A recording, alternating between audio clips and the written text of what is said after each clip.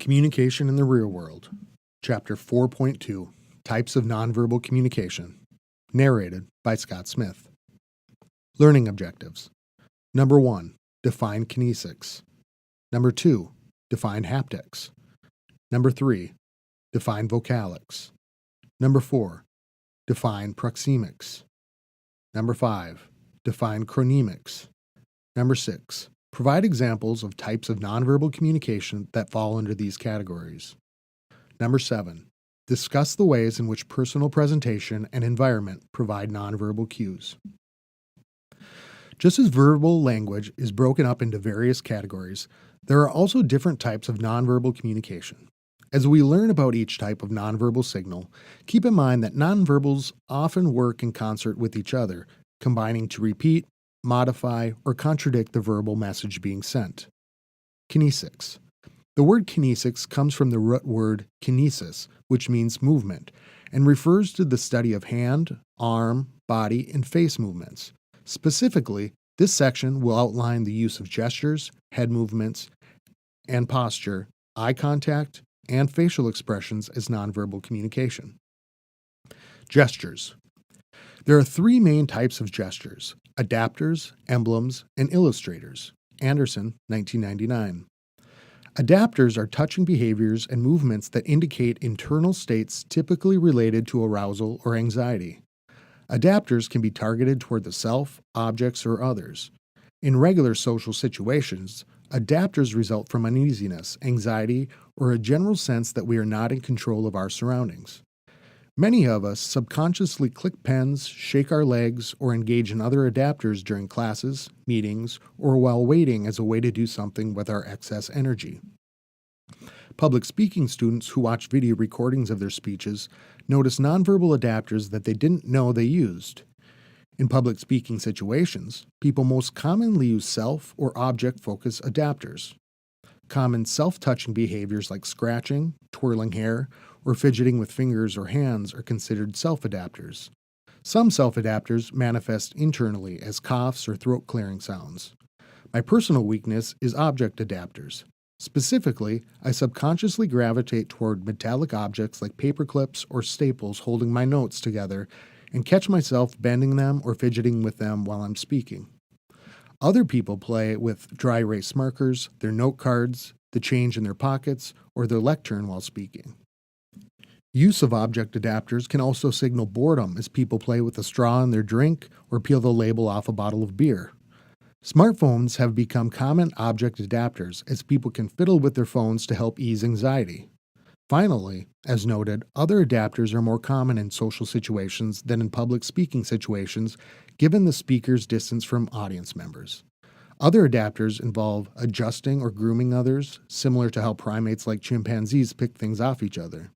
It would definitely be strange for a speaker to approach an audience member and pick lint off his or her sweater, fix a crooked tie, tuck a tag in, or pat down a flyaway hair in the middle of a speech. Emblems are gestures that have specific agreed-on meaning. These are still different from the signs used by hearing-impaired people or others who communicate using American Sign Language, ASL. Even though they have a generally agreed-on meaning, they are not part of a formal sign system like ASL that is explicitly taught to a group of people. A hitchhiker's raised thumb, the OK sign with thumb and index finger connected in a circle with the other three fingers sticking up, and the raised middle finger are all examples of emblems that have an agreed-on meaning or meanings with a culture. Emblems can be still or in motion. For example, circling the index finger around at the side of your head says, "He or she is crazy," or rolling your hands over and over in front of you says, "Move on."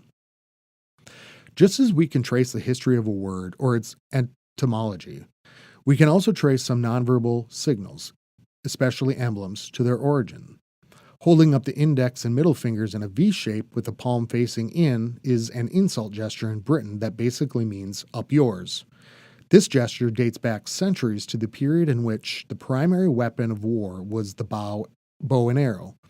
When archers were captured, their enemies would often cut off these two fingers, which was seen as the ultimate insult, and worse than being executed since the archer could no longer shoot his bow and arrow. So holding up the two fingers was a provoking gesture used by archers to show their enemies that they still had their shooting fingers. P's and P's, 2004. Illustrators are the most common type of gesture and are used to illustrate the verbal message they accompany. For example, you might use hand gestures to indicate the size or shape of an object. Unlike emblems, illustrators do not typically have meaning on their own and are used more subconsciously than emblems. These largely involuntary and seemingly natural gestures flow from us as we speak, but vary in terms of intensity and frequency based on context. Although we are never explicitly taught how to use illustrative gestures, we do it automatically. Think about how you still gesture when having an animated conversation on the phone, even though the other person can't see you. Head movements and posture. I group head movements and posture together because they are often both used to acknowledge others and communicate interest or attentiveness. In terms of head movements, a head nod is a universal sign of acknowledgement in cultures where the formal bow is no longer used as a greeting. In these cases, the head nod essentially serves as an abbreviated bow. An innate and universal head movement is the head shake back and forth to signal no. This nonverbal signal begins at birth, even before a baby has the ability to know that it has a corresponding meaning. Babies shake their head from side to side to reject their mother's breast and later shake their head to reject attempts to spoon feed. P's and P's, 2004. This biologically based movement then sticks with us to be a recognizable signal for no. We also move our head to indicate interest.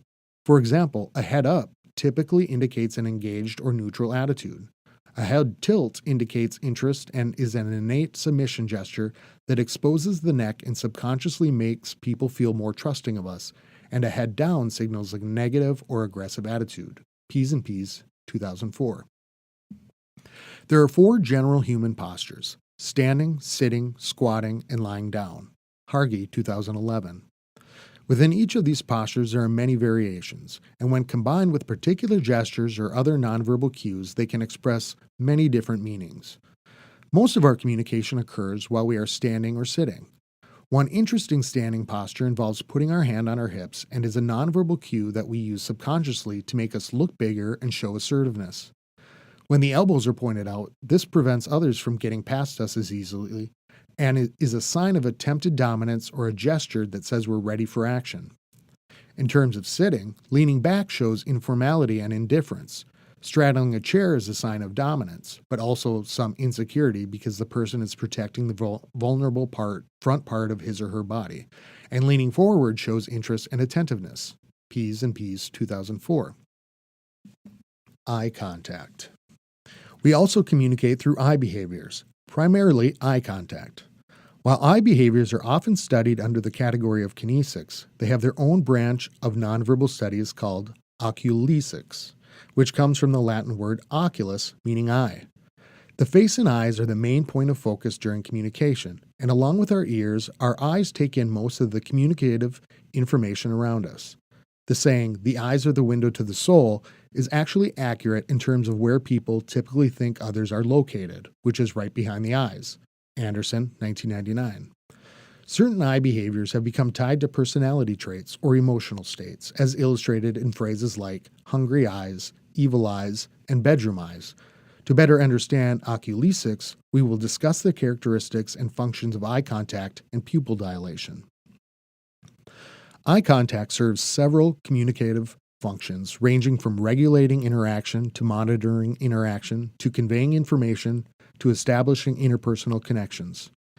In terms of regulating communication, we use eye contact to signal to others that we are ready to speak, or we use it to cue others to speak. I'm sure we've all been in that awkward situation where a teacher asks a question, no one else offers a response, and he or she looks directly at us as if to say, "What do you think?" In that case, the teacher's eye contact is used to cue us to respond. During an interaction, eye contact also changes as we shift from speaker to listener. U.S. Americans typically shift eye contact while speaking, looking away from the listener and then looking back at his or her face every few seconds. Toward the end of our speaking turn, we make more direct eye contact with our listener to indicate that we are finishing up. While listening, we tend to make more sustained eye contact, not glancing away as regularly as we do while speaking. Martin and Nakayama, 2010. Aside from regulating conversations, eye contact is also used to monitor interaction by taking in feedback and other nonverbal cues and to send information. Our eyes bring in the visual information we need to interpret people's movements, gestures, and eye contact. A speaker can use his or her eye contact to determine if an audience is engaged, confused, or bored, and then adapt his or her message accordingly. Our eyes also send information to others. People know not to interrupt when we are in deep thought because we naturally look away from others when we are processing information. Making eye contact with others also communicates that we are paying attention and are interested in what the other person is saying. As we will learn in Chapter 5, Listening, eye contact is a key part of active listening. Eye contact can also be used to intimidate others. We have social norms about how much eye contact we make with people, and those norms vary depending on the setting and the person. Staring at another person in some contexts could communicate intimidation, while in other contexts it could communicate flirtation.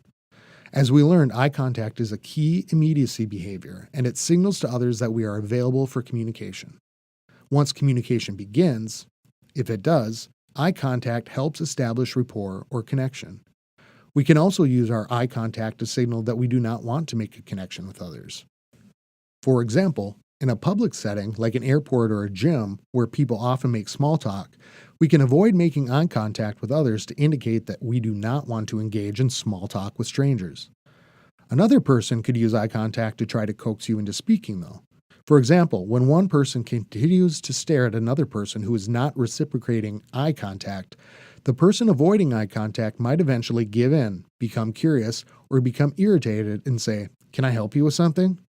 As you can see, eye contact sends and receives important communicative messages that help us interpret others' behaviors, convey information about our thoughts and feelings, and facilitate or impede rapport or connection. This list reviews the specific functions of eye contacts. Regulate interaction and provide turn-taking signals. Monitor communication by receiving nonverbal communication from others.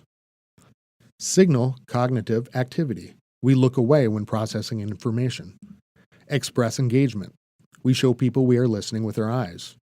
Convey intimidation. Express flirtation. Establish rapport or connection. Pupil dilation is a subtle component of oculesics that doesn't get as much scholarly attention in communication as eye contact does. Pupil dilation refers to the expansion and contraction of the black part of the center of our eyes and is considered a biometric form of measurement. It is involuntary and therefore seen as a valid and reliable form of data collection as opposed to self-reporters on surveys or interviews that can be biased or misleading. Our pupils dilate when there is a lack of lighting and contract when light is plentiful. Guerrero and Floyd, 2006. Pain, sexual attraction, general arousal, anxiety, stress, and information processing thinking also affect pupil dilation. Researchers measure pupil dilation for a number of reasons. For example, advertisers use pupil dilation as an indicator of consumer preferences, assuming that more dilation indicates arousal and attraction to a product. We don't consciously read others' pupil dilation in our everyday interactions, but experimental research has shown that we subconsciously perceive pupil dilation, which affects our impressions and communication. In general, dilated pupils increase a person's attractiveness. Even though we may not be aware of this subtle nonverbal signal, we have social norms and practices that may be subconsciously based on pupil dilation. Take, for example, the notion of mood lighting and the common practice of creating a romantic ambiance with candlelight or the light from a fireplace. Softer and more indirect light leads to pupil dilation, and although we intentionally manipulate lighting to create a romantic ambiance, not to dilate our pupils, the dilated pupils are still subconsciously perceived, which increases perception of attraction. Anderson, 1999. Facial expressions. Our faces are the most expressive part of our bodies. Think of how photos are often intended to capture a particular expression in a flash to preserve for later viewing. Even though a photo is a snapshot in time, we can still interpret much meaning from a human face caught in a moment of expression, and basic facial expressions are recognizable by humans all over the world. Much research has supported the university of a core group of facial expressions: happiness, sadness, fear, anger, and disgust. The first four are especially identifiable across cultures. Anderson, 1999. However, the triggers for these expressions and the cultural and social norms that influence their displays are still culturally diverse. If you spent much time with babies, you know that they're capable of expressing all these emotions. Getting to see the pure and innate expressions of joy and surprise on a baby's face is what makes playing peekaboo so entertaining for adults. As we get older, we learn and begin to follow display rules for facial expressions and other signals of emotion, and also learn to better control our emotional expression based on the norms of our culture. Smiles are powerful communicative signals and, as you'll recall, are a key immediacy behavior. Although facial expressions are typically viewed as innate and several are universally recognizable, they are not always connected to an emotional or internal biological stimulus. They can actually serve a more social purpose.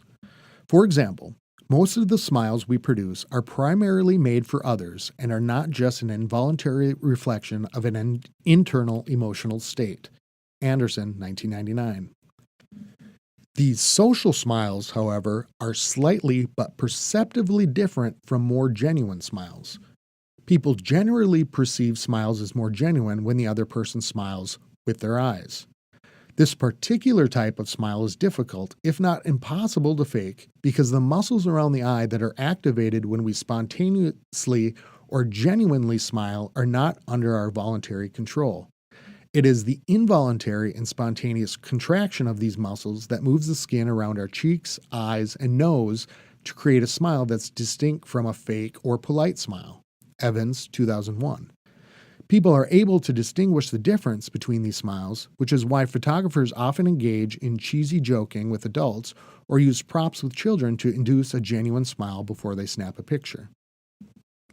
We will learn more about competent encoding and decoding of facial expressions in Section 4.3, Nonverbal Communication Competence, and Section 4.4, Nonverbal Communication in Context. But since you are likely giving speeches in this class, let's learn about the role of the face in public speaking. Facial expressions help set the emotional tone for a speech. In order to set a positive tone before you start speaking, briefly look at the audience and smile to communicate friendliness, openness, and confidence. Beyond your opening and welcoming facial expressions communicate a range of emotions and can be used to infer personality traits and make judgments about a speaker's credibility and competence. Facial expressions can communicate that a speaker is tired, excited, angry, confused, frustrated, sad, confident, smug, shy, or bored. Even if you aren't bored, for example, a slack face with little animation may lead an audience to think that you are bored with your own speech, which isn't likely to motivate them to be interested. So, make sure your facial expressions are communicating an emotion, mood, or personality trait that you think your audience will view favorably. And this will help you achieve your speech goals. Also, make sure your facial expressions match the content of your speech. When delivering something lighthearted or humorous, a smile, bright eyes, and slightly raised eyebrows will non-verbally enhance your verbal message. When delivering something serious or somber, a furrowed brow, a tighter mouth, and even a slight head nod can enhance that message. If your facial expressions and speech content are not consistent, your audience could become confused by the mixed messages, which could lead them to question your honesty and credibility. Haptics. Think of how touch has the power to comfort someone in a moment of sorrow when words alone cannot. This positive power of touch is countered by the potential for touch to be threatening because of its connection to sex and violence. To learn about the power of touch, we turn to haptics, which refers to the study of communication by touch. We probably get more explicit advice and instruction on how to use touch than any other form of nonverbal communication. A lack of nonverbal communication competent related to touch could have negative interpersonal consequences. For example, if we don't follow the advice we've been giving about the importance of a firm handshake, a person might make negative judgments about our confidence or credibility. A lack of competence could have more dire negative consequences, including legal punishment, if we touch someone inappropriately, intentionally or unintentionally. Touch is necessary for human social development, and it can be welcoming, threatening, or persuasive. Research projects have found that students evaluated a library and its staff more favorably if the librarian briefly touched the patron while returning his or her library card, that female restaurant servers received larger tips when they touched patrons, and that people were more likely to sign a petition when the petitioner touched them during their interaction. Anderson, 1999. There are several types of touch, including functional professional, social polite, friendship warmth, love intimacy, and sexual arousal touch. Heslin and Appler, 1983. At the functional professional level, touch is related to a goal or part of a routine professional interaction, which makes it less threatening and more expected. For example, we let barbers, hairstylists, doctors, nurses, tattoo artists, and security screeners touch us in ways that would otherwise be seen as intimate or inappropriate if not in a professional context. At the social polite level, socially sanctioned touching behaviors help initiate interactions and show that others are included and respected. A handshake, a pat on the arm, and a pat on the shoulder are examples of social polite touching. A handshake is actually an abbreviated hand-holding gesture, but we know that prolonged hand-holding would be considered too intimate and therefore inappropriate at the functional, professional, or social polite level. At the functional, professional, and social polite levels, touch still has interpersonal implications. The touch, although professional and not intimate, between hairstylist and client or between nurse and patient, has the potential to be therapeutic and comforting. In addition, a social polite touch exchange plays into initial impression formation, which can have important implications for how an interaction and a relationship unfold. Of course, touch is also important at more intimate levels. At the friendship warmth level, touch is more important and more ambiguous than at the social polite level. At this level, touch interactions are important because they serve a relational maintenance purpose and can communicate closeness, liking, care, and concern. The types of touching at this level also vary greatly from more formal and ritualized to more intimate, which means friends must sometimes negotiate their own comfort level with various types of touch and may encounter some ambiguity if their preferences don't match up with their relational partners. In a friendship, for example, too much touch can signal sexual or romantic interest, and too little touch can signal distance or unfriendliness. At the love intimacy level, touch is more personal and is typically only exchanged between significant others, such as best friends, close family members, and romantic partners. Touching faces, holding hands, and full frontal embraces are examples of touch at this level. Although this level of touch is not sexual, it does enhance feelings of closeness and intimacy and can lead to sexual arousal touch, which is the most intimate form of touch, as it is intended to physically stimulate another person. Touch is also used in many other contexts. For example, during play, e.g. arm wrestling, during physical conflict, e.g. slapping, and during conversations, e.g. to get someone's attention. Jones, 1999. We also inadvertently send messages through accidental touch, e.g. bumping into someone. One of my interpersonal communication professors admitted that she enjoyed going to restaurants to observe first date behavior and boasted that she could predict whether or not there was going to be a second date based on the couple's nonverbal communication. What sort of touching behaviors would indicate a good or bad first date? During a first date or less formal initial interactions, quick fleeting touches give an indication of interest. For example, a pat on the back is an abbreviated hug. Anderson, 1999. In general, the presence or absence of touching cues us into people's emotions. So as daters sit across from each other, one person may lightly tap the other's arm after he or she has said something funny. If the daters are sitting side by side, one person may cross his or her legs and lean toward the other person so that each person's knees or feet occasionally touch. Touching behavior as a way to express feelings is often reciprocal. A light touch from one dater will be followed by a light touch from the other to indicate that the first touch was okay. While verbal communication could also be used to indicate romantic interest, many people feel too vulnerable at this early stage in a relationship to put something out there in words. If your date advances a touch and you are not interested, it is also unlikely that you will come right out and say, "Sorry, but I'm really not interested." Instead, due to common politeness rituals, you would be more likely to respond with other forms of nonverbal communication, like scooting back, crossing your arms, or simply not acknowledging the touch. I find hugging behavior particularly interesting, perhaps because of my experiences growing up in a very hug-friendly environment in the southern United States, and then living elsewhere where there are different norms. A hug can be obligatory, meaning that you do it because you feel like you have to, not because you want to. Even though you may think that this type of hug doesn't communicate emotions, it definitely does. A limp, weak, or retreating hug may communicate anger, ambivalence, or annoyance. Think of other types of hugs and how you hug different people. Some types of hugs are the crisscross hug, the neck-waist hug, and the engulfing hug, Floyd, 2006. The crisscross hug is a rather typical hug where each person's arm is below or above the other person's arm. This hug is common among friends, romantic partners, and family members, and perhaps even coworkers. The neck-waist hug usually occurs in more intimate relationships as it involves one person's arm around the other's neck and the other person's arm around the other's waist. I think of this type of hug as the slow dance hug. The engulfing hug is similar to a bear hug in that one person completely wraps the arms around the other as that person basically stands there. This hugging behavior usually occurs when someone is very excited and hugs the other person without warning. Some other types of hugs are the shake first then tap hug and the back slap hug.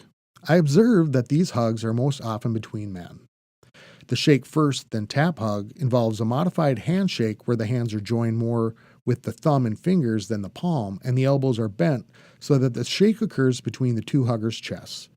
The hug comes after the shake has been initiated with one arm going around the other person for usually just one tap, then a step back and release of the handshake.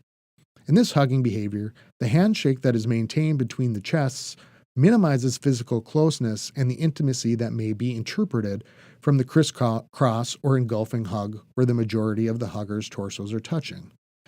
This move away from physical closeness likely stems from a U.S. norm that restricts men's physical expression of affection due to homophobia or the worry of being perceived as gay. The slap hug is also a less physically intimate hug and involves a hug with one or both people slapping the other's back repeatedly, often while talking to each other. I've seen this type of hug go on for many seconds and with varying degrees of force involved in the slap. When the slap is more of a tap, it is actually an indication that one person wants to let go. The video footage of then-President Bill Clinton hugging Monica Lewinsky that emerged as allegations that they had an affair were being investigated shows her holding on while she was tapping from the beginning of the hug. Getting critical. Airport pat-downs, the law, privacy, and touch. Everyone who has flown over the past 10 years has experienced the steady increase in security screenings. Since the terrorist attacks on September 11, 2001, airports around the world have had increased security. While passengers have long been subject to pat-downs, if they set off the metal detector or arouse suspicion, recently foiled terrorist plots have made passenger screening more personal. The shoe bomber led to mandatory shoe removal and screening, and the more recent use of non-metallic explosives hidden in clothing or in body cavities led to the use of body scanners that can see through clothing to check for concealed objects. Thomas, 2011. Protests against and anxiety about the body scanners, more colloquially known as naked X-ray machines, led to the new enhanced pat-down techniques for passengers who refuse to go through the scanners or passengers who are randomly selected or arouse suspicion in other ways. The strong reactions are expected given what we've learned about the power of touch as a form of nonverbal communication. The new pat-downs routinely involve touching the areas around a passenger's breasts and/or genitals with a sliding hand motion. The Transportation Security Administration, TSA, notes that the areas being examined haven't changed, but the degree of the touch has, as screeners now press and rub more firmly but used to use a lighter touch. Kravitz, 2010. Interestingly, police have long been able to use more invasive pat-downs, but only with probable cause. In the case of random selection at the airport, no probable cause provision has to be met, giving TSA agents more leeway with touch than police officers. Experts in aviation security differ in their assessment of the value of the pat-downs and other security procedures. Several experts have called for a revision of the random selection process in favor of more targeted screenings. What civil rights organizations critique as racial profiling, consumer rights activists and some security experts say allows more efficient use of resources and less inconvenience for the majority of passengers. Thomas, 2011. Although the TSA has made some changes to security, screening, procedures, and have announced more to come, some passengers have started a backlash of their own. There have been multiple cases of passengers stripping down to their underwear or getting completely naked to protest the pat-downs, while several other passengers have been charged with assault for groping TSA agents in retaliation. Footage of pat-downs of toddlers and grandmothers in wheelchairs and self-uploaded videos of people recounting their pat-down experiences have gone viral on YouTube. Number 1. What limits, if any, do you think there should be on the use of touch in airport screening procedures? Number 2. In June of 2012, a passenger was charged with battery after groping a TSA superior to, as she claims, demonstrate the treatment that she had received while being screened. You can read more about the story and see the video here. Do you think that her actions were justified? Why or not? Number 3. Do you think that more targeted screening, as opposed to random screenings in which each person has an equal chance of being selected for enhanced pat-downs, is a good idea? Why? Do you think such targeted screening could be seen as a case of unethical racial profiling? Why or why not? Vocalics. We learned earlier that paralanguage refers to the vocalized but nonverbal parts of a message. Vocalics is a study of paralanguage, which includes the vocal qualities that go along with verbal messages, such as pitch, volume, rate, vocal quality, and verbal fillers. Anderson, 1999. Pitch helps convey meaning, regulate conversational flow, and communicate the intensity of a message. Vocalics. We learned earlier that paralanguage refers to the vocalized but nonverbal parts of a message. Vocalics is the study of paralanguage, which includes the vocal qualities that go along with verbal messages, such as pitch, volume, rate, vocal quality, and verbal fillers. Anderson, 1999. Pitch helps convey meaning, regulate conversational flow, and communicate the intensity of a message. Even babies recognize a sentence with a higher pitched ending as a question. We also learn that greetings have a rising emphasis and farewells have a falling emphasis. Of course, no one ever tells us these things explicitly. We learn them through observation and practice. We do not pick up on more subtle and/or complex patterns of paralanguage involving pitch until we are older.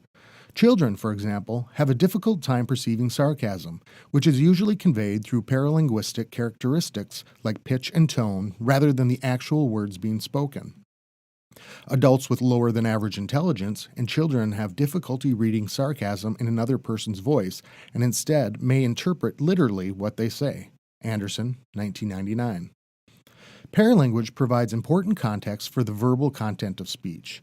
For example, volume helps communicate intensity. A louder voice is usually thought of as more intense, although a soft voice combined with a certain tone and facial expression can be just as intense. We typically adjust our volume based on our setting, the distance between people, and the relationship. In our age of computer-mediated communication, typing in all caps is usually seen as offensive, as it is equated with yelling. A voice at a low volume or a whisper can be very appropriate when sending a covert message or flirting with a romantic partner, but it wouldn't enhance a person's credibility if used during a professional presentation. Speaking rate refers to how fast or slow a person speaks and can lead others to form impressions about our emotional state, credibility, and intelligence. As with volume, variations in speaking rate can interfere with the ability of others to receive and understand verbal messages. A slow speaker could bore others and lead their attention to wander. A fast speaker may be difficult to follow, and the fast delivery can actually distract from the message. Speaking a little faster than the normal 120 to 150 words a minute, however, can be beneficial, as people tend to find speakers whose rate is above average more credible and intelligent. Buller and Burgoon, 1986. When speaking at a faster than normal rate, it is important that a speaker also clearly articulate and pronounce his or her words. Boomhauer, a character on the show King of the Hill, is an example of a speaker whose fast rate of speech combines with a lack of articulation and pronunciation to create a stream of words that only he can understand. A higher rate of speech combined with a pleasant tone of voice can also be beneficial for compliance gaining and can aid in persuasion. Our tone of voice can be controlled somewhat with pitch, volume, and emphasis, but each voice has a distinct quality known as a vocal signature. Voices vary in terms of resonance, pitch, and tone, and some voices are more pleasing than others. People typically find pleasing voices that employ vocal variety and are not monotone, are lower pitched, particularly for males, and do not exhibit particular regional accents. Many people perceive nasal voices negatively and assign negative personality characteristics to them. Anderson, 1999. Think about people who have very distinct voices, whether they are public figures like President Bill Clinton, a celebrity like Snooki from Jersey Shore, or a fictional character like Peter Griffin from Family Guy. Some people's voices stick with us and make a favorable or unfavorable impression. Verbal fillers are sounds that fill gaps in our speech as we think about what to say next. They are considered a part of nonverbal communication because they are not like typical words that stand in for a specific meaning or meanings. Verbal fillers such as like, and are common in regular conversation and are not typically disruptive. As we learned earlier, the use of verbal fillers can help a person keep the floor during a conversation if they need to pause for a moment to think before continuing on with verbal communication. Verbal fillers in more formal settings, like a public speech, can hurt a speaker's credibility. The following is a review of the various communicative functions of vocalics. Repetition. Vocalic cues reinforce other verbal and nonverbal cues, e.g. saying, "I'm not sure," with an uncertain tone. Complementing. Vocalic cues elaborate on or modify verbal and nonverbal meaning, e.g. the pitch and volume used to say, "I love sweet potatoes," would add context to the meaning of the sentence, such as the degree to which a person loves sweet potatoes or the use of sarcasm. Accenting. Vocalic cues allow us to emphasize particular parts of a message, which helps determine meaning, e.g., "she is my friend," or "she is my friend," or "she is my friend." Substituting. Vocalic cues take the place of other verbal or nonverbal cues, e.g. saying instead of "I am listening and understand what you're saying." Regulating. Vocalic cues help regulate the flow of conversations, e.g. falling pitch and slowing rate of speaking usually indicate the end of a speaking turn. Contradicting. Vocalic cues may contradict other verbal or nonverbal signals, e.g. a person could say, "I'm fine," in a quick, short tone that indicates otherwise. Proxemics. Proxemics refers to the study of how space and distance influence communication. We only need look at the ways in which space shows up in common metaphors to see that space, communication, and relationships are closely related.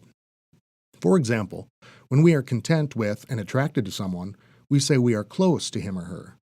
When we lose connection with someone, we may say he or she is distant.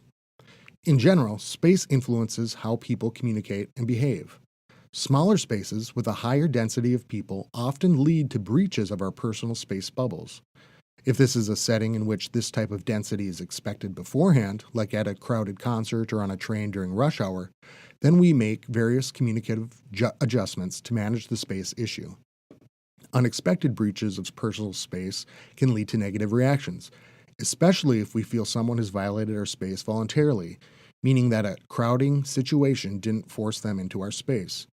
Additionally, research has shown that crowding can lead to criminal or delinquent behavior, known as a mob mentality. Anderson, 1999. To better understand how proxemics functions in nonverbal communication, we will more closely examine the proxemic distances associated with personal space and the concept of territoriality. Proxemic distances. We all have varying definitions of what our personal space is, and these definitions are contextual and depend on the situation and the relationship. Although our bubbles are invisible, people are socialized into the norms of personal space within their cultural group. Scholars have identified 4 zones for the U.S. Americans, which are public, social, personal, and intimate distance. Hall, 1968. The zones are more elliptical than circular, taking up more space in our front where our line of sight is, than at our side or back where we can't monitor what people are doing. You can see how these zones relate to each other and to the individual in Figure 4.1 proxemic zones of personal space. Even within a particular zone, interactions may differ depending on whether someone is in the outer or inner part of the zone.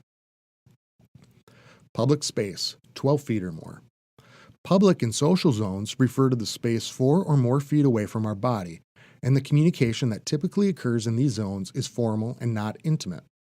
Public space starts about 12 feet from a person and extends out from there. This is the least personal of the 4 zones and would typically be used when a person is engaging in a formal speech and is removed from the audience to allow the audience to see, or when a high-profile or powerful person like a celebrity or executive maintains such a distance as a sign of power or for safety and security reasons. In terms of regular interaction, we are often not obligated or expected to acknowledge or interact with people who enter our public zone. It would be difficult to have a deep conversation with someone at this level because you have to speak louder and don't have the physical closeness that is often needed to promote emotional closeness and/or establish rapport. Social space, 4 to 12 feet. Communication that occurs in this social zone, which is 4 to 12 feet away from our body, is typically in the context of a professional or casual interaction, but not intimate or public. This distance is preferred in many professional settings because it reduces the suspicion of any impropriety. The expression, keep someone at an arm's length, means that someone is kept out of the personal space and kept in the social, professional space. If 2 people held up their arms and stood so just the tips of their fingers were touching, they would be around 4 feet away from each other, which is perceived as a safe distance because the possibility for intentional or unintentional touching doesn't exist. It is also possible to have people in the outer portion of our social zone but not feel obligated to interact with them. But when people come much closer than 6 feet to us, we often feel obligated to at least acknowledge their presence. In many typically sized classrooms, much of your audience for speech will actually be in your social zone rather than your public zone, which is actually beneficial because it helps you establish a better connection with them. Students in large lecture classes should consider sitting within the social zone of the professor, since students who sit within this zone are more likely to be remembered by the professor, be acknowledged in class, and retain more information because they are close enough to take in important nonverbal and visual cues. Students who talk to me after class typically stand about 4 to 5 feet away when they speak to me, which keeps them in the outer part of the social zone, typical for professional interactions. When students have more personal information to discuss, they will come closer, which brings them into the inner part of the social zone. Personal space, 1.5 to 4 feet. Personal and intimate zones refer to the space that starts at our physical body and extends 4 feet. These zones are reserved for friends, close acquaintances, and significant others. Much of our communication occurs in the personal zone, which is what we typically think of as our personal space bubble, and extends from 1.5 feet to 4 feet away from our body. Even though we are getting closer to the physical body of another person, we may use verbal communication at this point to signal that our presence in this zone is friendly and not intimate. Even people who know each other could be uncomfortable spending too much time in this zone unnecessarily. This zone is broken up into 2 subzones, which help us negotiate close interactions with people we may not be close to interpersonally. McKay, Davis, and Fanning, 1995.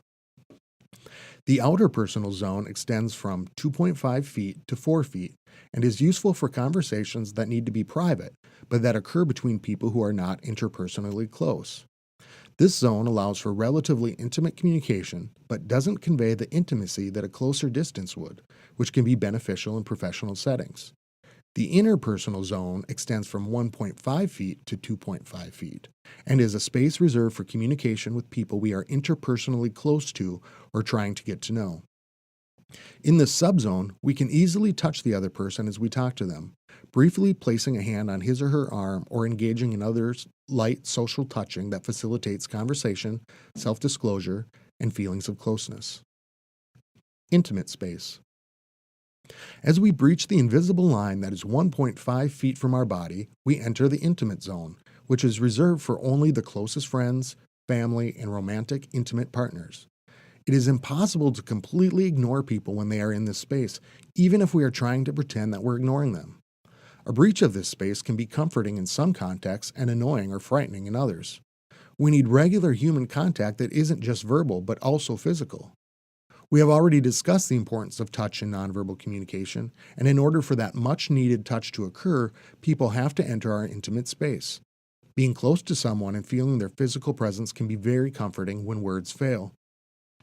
There are also social norms regarding the amount of this type of closeness that can be displayed in public, as some people get uncomfortable even seeing others interacting in the intimate zone. While some people are comfortable engaging in or watching others engage in PDAs, public displays of affection, others are not. So what happens when our space is violated? Although these zones are well established in research for personal space preferences of U.S. Americans, individuals vary in terms of their reactions to people entering certain zones, and determining what constitutes a violation of space is subjective and contextual. For example, another person's presence in our social or public zones doesn't typically arouse suspicion or negative physical or communicative reactions, but it could in some situations or with certain people. However, many situations lead to our personal and intimate space being breached by others against our will, and these breaches are more likely to be upsetting, even when they are expected. We've all had to get into a crowded elevator or wait in a long line. In such situations, we may rely on some verbal communication to reduce immediacy and indicate that we are not interested in closeness and are aware that a breach has occurred. People make comments about the crowd saying, "We're really packed in here like sardines," or use humor to indicate that they are pleasant and well-adjusted and uncomfortable with the breach like any normal person would be. Interestingly, as we will learn in our discussion of territoriality, we do not often use verbal communication to defend our personal space during regular interactions. Instead, we rely on more nonverbal communication like moving, crossing our arms, or avoiding eye contact to deal with breaches of space. Territoriality. Territoriality is an innate drive to take up and defend spaces. This drive is shared by many creatures and entities, ranging from packs of animals to individual humans to nations. Whether it's a gang territory, a neighborhood claimed by a particular salesperson, your preferred place to sit in a restaurant, your usual desk in the classroom, or the seat you've marked to save while getting concessions at a sporting event, we claim certain spaces as our own. There are three main divisions for territory: primary, secondary, and public. Hargi, 2011. Sometimes our claim to a space is official. These spaces are known as our primary territories because they are marked or understood to be exclusively ours and under our control. A person's house, yard, room, desk, side of the bed, or shelf in the medicine cabinet could be considered primary territories. Secondary territories don't belong to us and aren't exclusively under our control, but they are associated with us, which may lead us to assume that the space will be open and available to us when we need it without us taking any further steps to reserve it. This happens in classrooms regularly. Students often sit in the same desk or at least the same general area as they did on the first day of class. There may be some small adjustments during the first couple of weeks, but by a month into the semester, I don't notice students moving much voluntarily. When someone else takes a student's regular desk, she or he is typically annoyed. I do classroom observations for the graduate teaching assistants I supervise, which means I come into the classroom towards the middle of the semester and take a seat in the back to evaluate the class session. Although I don't intend to take someone's seat, on more than one occasion I've been met by the confused or even glaring eyes of a student whose routine is suddenly interrupted when they see me sitting in their seat. Public territories are open to all people. People are allowed to mark public territory and use it for a limited period of time, but space is often up for grabs, which makes public space difficult to manage for some people and can lead to conflict. To avoid this type of situation, people use a variety of objects that are typically recognized by others as nonverbal cues that mark a place as temporarily reserved. For example, jackets, bags, papers, or a drink. There is some ambiguity in the use of markers, though. A half-empty cup of coffee may be seen as trash and thrown away, which would be an annoying surprise to a person who left it to mark his or her table while visiting the restroom. One scholar's informal observations revealed that a full drink sitting on a table could reserve a space in a university cafeteria for more than an hour, but a cup only half full usually only worked as a marker of territory for less than 10 minutes. People have to decide how much value they want their marker to have. Obviously, leaving a laptop on a table indicates that the table is occupied, but it could also lead to the laptop getting stolen. A pencil, on the other hand, could just be moved out of the way and the space usurped. Chronemics. Chronemics refers to the study of how time affects communication. Time can be classified into several different categories, including biological, personal, physical, and cultural time.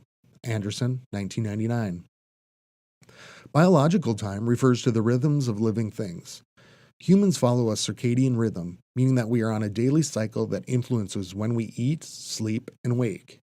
When our natural rhythms are disturbed by all-nighters, jet lag, or other scheduling abnormalities, our physical and mental health and our communication competence and personal relationships can suffer.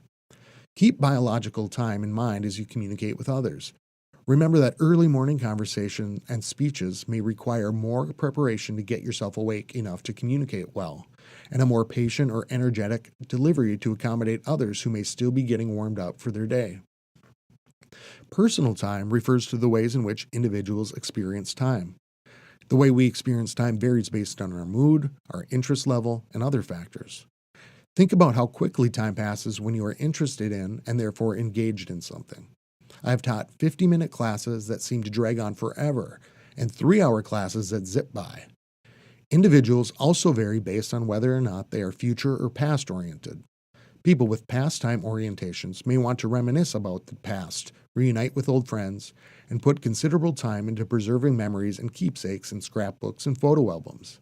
People with future-time orientations may spend the same amount of time making career and personal plans, writing out to-do lists, or researching future vacations, potential retirement spots, or what book they're going to read next. Physical time refers to fixed cycles of days, years, and seasons. Physical time, especially seasons, can affect our mood and psychological states. Some people experience seasonal affective disorder that leads them to experience emotional distress and anxiety during the changes of the seasons, primarily from warm and bright to dark and cold, summer to fall and winter. Cultural time refers to how a large group of people view time. Polychronic people do not view time as a linear progression that needs to be divided into small units and scheduled in advance. Polychronic people keep more flexible schedules and may engage in several activities at once. Monochronic people tend to schedule their time more rigidly and do one thing at a time. A polychronic or monochronic orientation to time influences our social realities and how we interact with others. Additionally, the way we use time depends in some ways on our status. For example, doctors can make their patients wait for extended periods of time, and executives and celebrities may run consistently behind schedule, making others wait for them. Promptness and the amount of time that is socially acceptable for lateness and waiting varies among individuals and contexts. Chronemics also covers the amount of time we spend talking. We've already learned that conversational turns and turn-taking patterns are influenced by social norms and help our conversations progress. We all know how annoying it can be when a person dominates a conversation or when we can't get a person to contribute anything. Personal presentation and environment. Personal presentation involves two components: our physical characteristics and the artifacts with which we adorn and surround ourselves. Physical characteristics include body shape, height, weight, attractiveness, and other physical features of our bodies. We do not have as much control over how these nonverbal cues are encoded as we do with many other aspects of nonverbal communication. As Chapter 2, Communication and Perception noted, these characteristics play a large role in initial impression formation, even though we know we shouldn't judge a book by its cover. Although ideals of attractiveness vary among cultures and individuals, research consistently indicates that people who are deemed attractive based on physical characteristics have distinct advantages in many aspects of life. This fact, along with media images that project often unrealistic ideals of beauty, have contributed to booming health and beauty, dieting, gym, and plastic surgery industries. While there have been Some controversial reality shows that seek to transform people's physical characteristics, like Extreme Makeover, The Swan, and The Biggest Loser, the relative ease with which we can change the artifacts and send nonverbal cues about us has led to many more style and space makeover shows. Have you ever tried to consciously change your look? I can distinctly remember 2 times in my life when I made pretty big changes in how I presented myself in terms of clothing and accessories. In high school, at the height of the thrift store craze, I started wearing clothes from the local thrift store daily. Of course, most of them were older clothes, so I was basically going for a retro look, which I thought really suited me at the time. Then, in my junior year of college, as graduation finally seemed on the horizon and I felt myself entering a new stage of adulthood, I started wearing business casual clothes to school every day, embracing the dress for the job you want philosophy.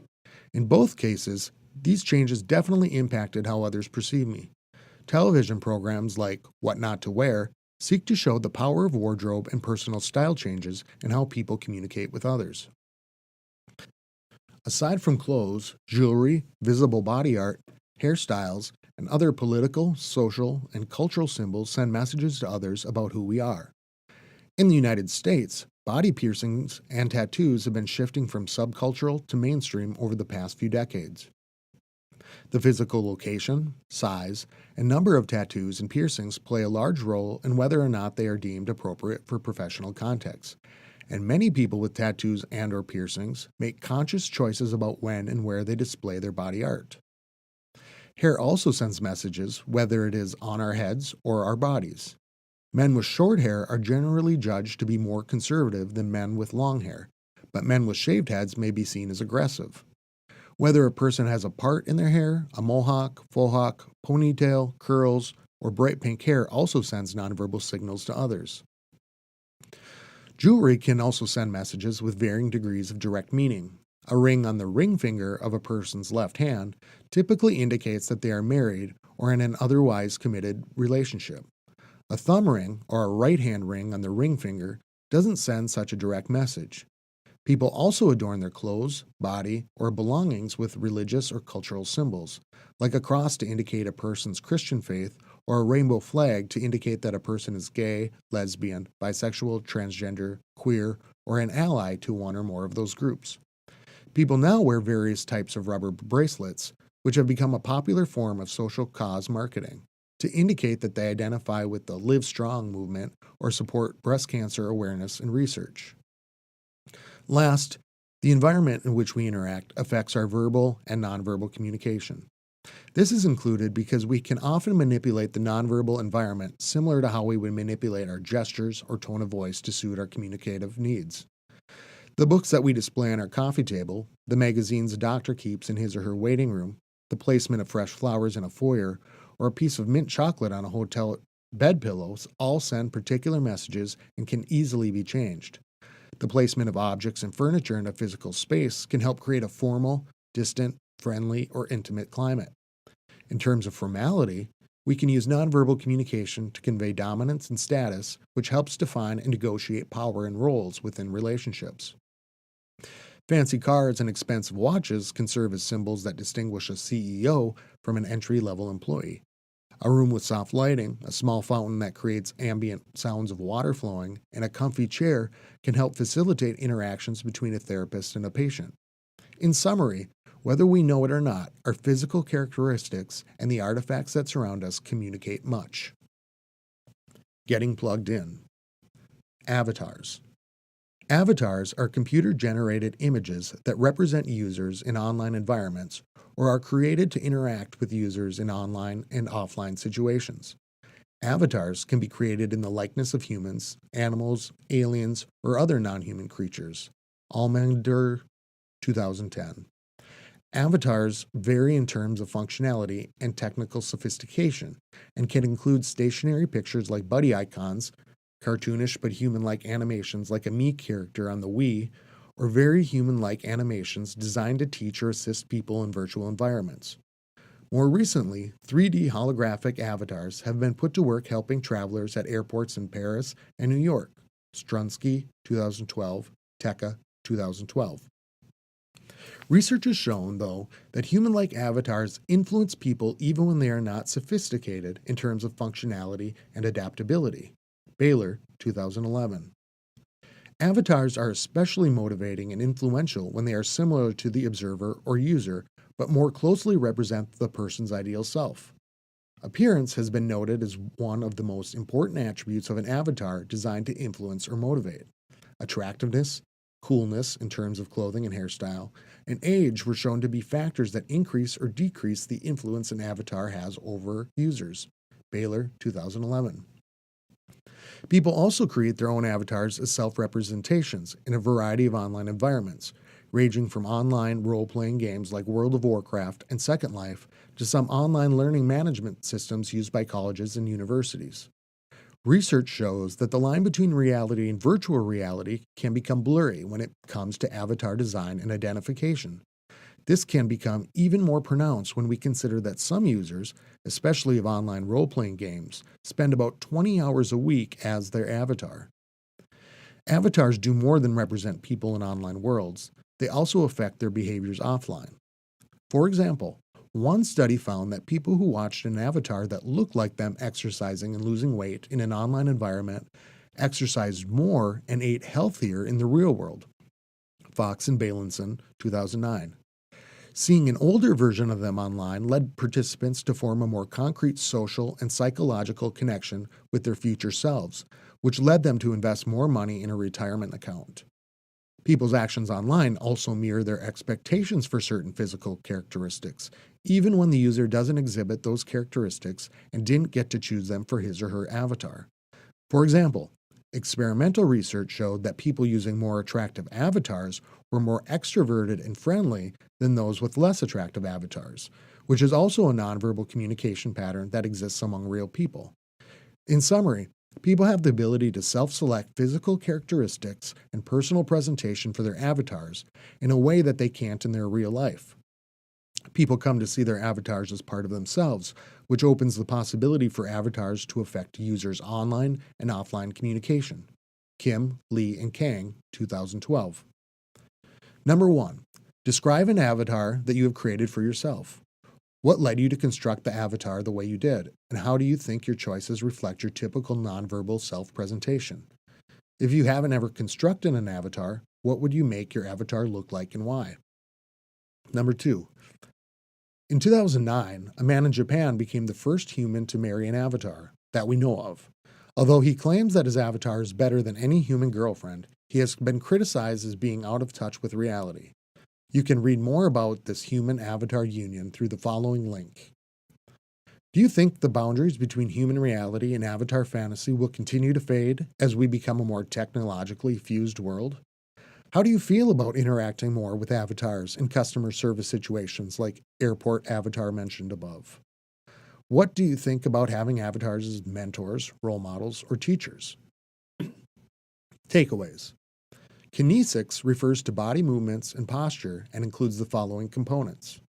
Gestures are arm and hand movements and include adapters like clicking a pen or scratching your face, emblems like a thumbs up to say okay, and illustrators like bouncing your hand along with the rhythm of your speaking. Head movements and posture include the orientation of movements of our head and the orientation and positioning of our body and the various meanings they send. Head movements such as nodding can indicate agreement, disagreement, and interest among other things. Posture can indicate assertiveness, defensiveness, interest, readiness, or intimidation, among other things. Eye contact is studied under the category of oculesics and specifically refers to eye contact with another person's face, head, and eyes and the patterns of looking away and back at the other person during interaction. Eye contact provides turn-taking signals when we are engaged in cognitive activity, and helps establish rapport and connection, among other things. Facial expressions refer to the use of the forehead, brow, and facial muscles around the nose and mouth to convey meaning. Facial expressions can convey happiness, sadness, fear, anger, and other emotions. Haptics refers to touch behaviors that convey meaning during interactions. Touch operates at many levels, including functional professional, social polite, friendship warmth, and love intimacy. Vocalics refers to the vocalized but not verbal aspects of nonverbal communication, including our speaking rate, pitch, volume, tone of voice, and vocal quality. These qualities, also known as paralanguage, reinforce the meaning of verbal communication, allow us to emphasize particular parts of a message, or can contradict verbal messages. Proxemics refers to the use of space and distance within communication. U.S. Americans, in general, have 4 zones that constitute our personal space: the public zone, 12 or more feet from our body; social zone, 4 to 12 feet from our body; the personal zone, 1.5 to 4 feet from our body; and the intimate zone, from body contact to 1.5 feet away. Proxemics also studies territoriality, or how people take up and defend personal space. Chronemics refers to the study of how time affects communication and includes how different time cycles affect our communication, including the differences between people who are past or future-oriented and cultural perspectives on time as fixed and measured, monochronic, or fluid and adaptable, polychronic. Personal presentation and environment refers to how the objects we adorn ourselves and our surroundings with, referred to as artifacts, provide nonverbal cues that others make meaning from, and how our physical environment, for example, the layout of a classroom and seating positions and arrangements, influence communication. Exercises. Number 1. Provide some examples of how eye contact plays a role in your communication throughout the day. Number 2. One of the key functions of vocalics is to add emphasis to our verbal messages to influence the meaning. Provide a meaning for each of the following statements based on which word is emphasized. She is my friend. She is my friend. She is my friend. Number 3. Getting integrated. Many people do not think of time as an important part of our nonverbal communication. Provide an example of how chronemics sends nonverbal messages in academic settings, professional settings, and personal settings. End of section.